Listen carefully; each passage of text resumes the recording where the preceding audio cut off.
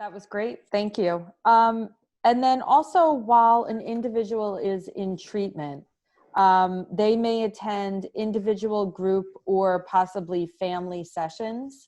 Can you tell us a little more about those? Yeah. So even in IOP, we include individual, we include family treatment as well.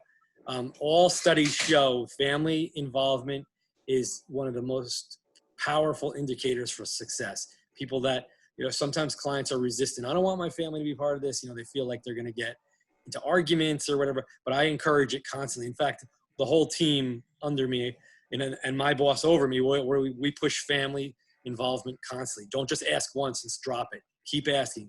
Let's get that family. And family could be anything. Family can be your next door neighbor. Anybody that's there to support you. That helps. And also individual therapy. There's a lot of things that are better dealt with one-on-one.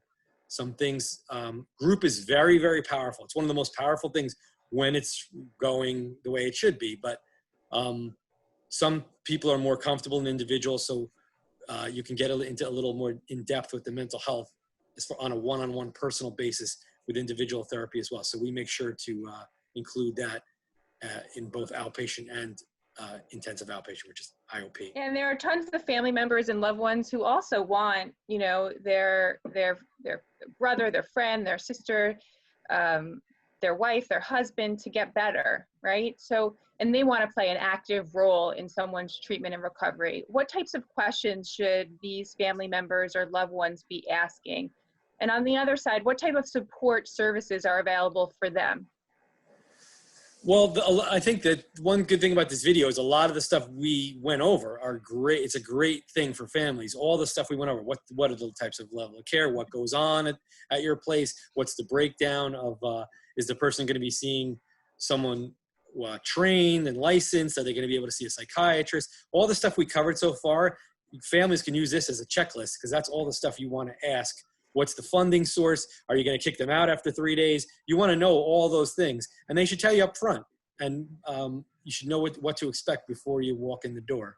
So those all the things we covered are really good. And what was this? There was a second part of the question. Yeah, what type of support services are available for families?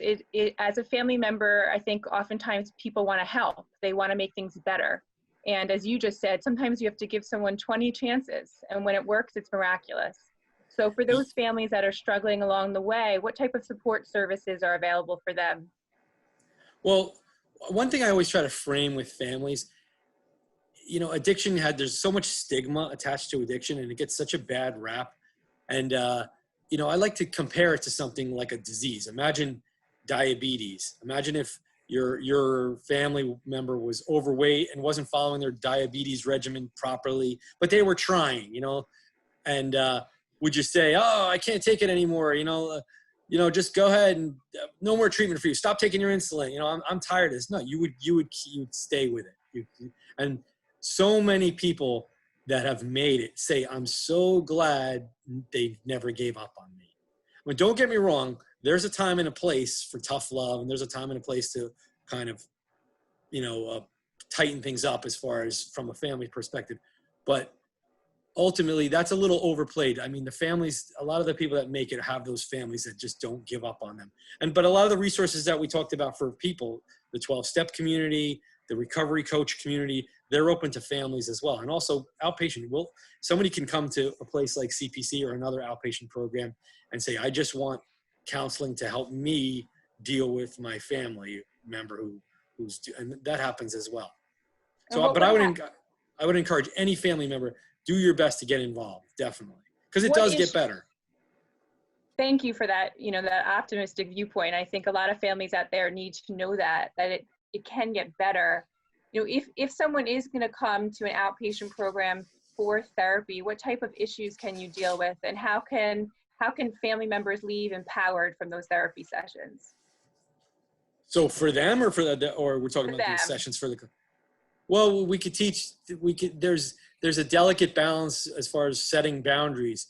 You can get into the pattern of rescuing and caretaking and doing too much and doing so much that the person that's in your family who's addicted is kind of taking advantage of the situation.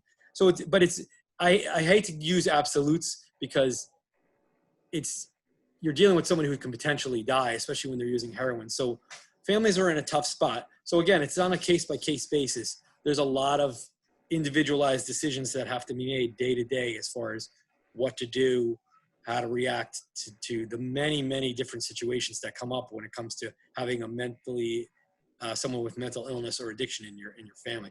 Sorry if that's too vague, but it gets complicated. But we're here to provide the support, and we definitely try to do it based on your unique circumstances rather than that cookie cutter approach.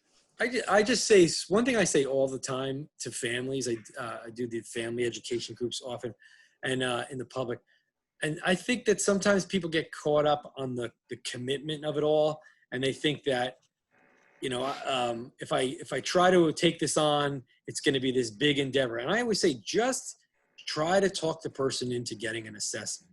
Get whoever you're working with in for that first appointment, because then hopefully there's a chance that therapist who's trained in techniques, we use motivational interviewing. It's a specific technique to engage people to try to enhance their own internal motivation to change. So if you bring somebody to a trained therapist, now you have an ally trying to work with that person. Maybe they connect with that therapist, and now you have somebody working with you. So it doesn't have to be an all or nothing thing. Like, here, commit to this 90-day program or get out. No, it's like sometimes, all right, bring them in for an assessment and let's get a professional on my team to help me out. And it's as simple as that, one baby step at a time. And that's quite often the best starting point for families. And it's also the great starting point for people. If you're on the fence, do I have a problem? Do I have a mental health issue? Go for an assessment.